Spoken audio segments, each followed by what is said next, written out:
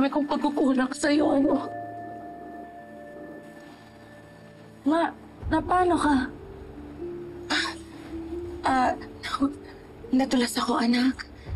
Nahulog ako sa hagdan. Buti na lang napakapit ako kaya napigilan.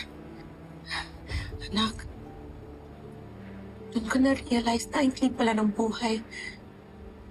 Na sa isang iglap, pwede akong mamatay. Pwede mawala ka sa akin. Maikli po talaga ang buhay, Ma.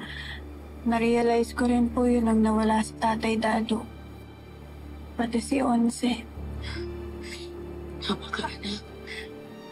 Kaya naisip ko, dapat samantalin natin ang pagkakataon magkasama tayo.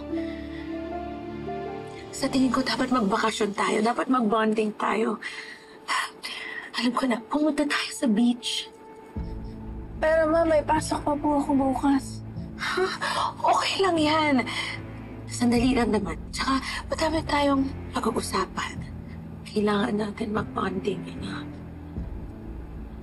Bonding tayo.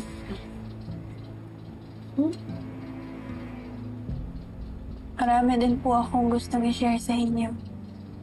Oh, diba? So, okay na?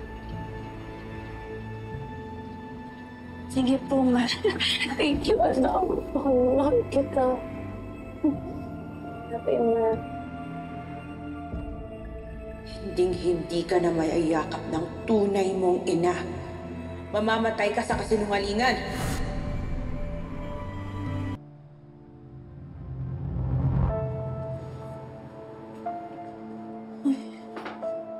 Wala po pala talagang signal dito, Ma. Sino tinatext mo? Inaantay ko lang po yung reply ni Justin, Ma. Akin na yung phone mo. Po?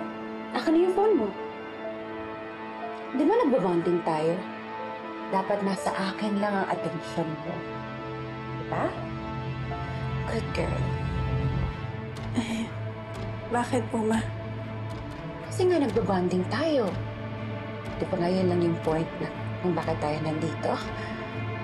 Sa akin lang dapat ang atensyon mo. Okay lang po kaya kay Libby na magkikita kami dito. Of course! Yan naman talaga yung dahilan kung bakit tayo nandito. Para magkaayos na tayong lahat. Balang araw, magiging one big happy family din tayo.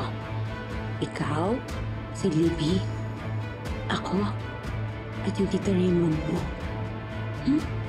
Sana na po.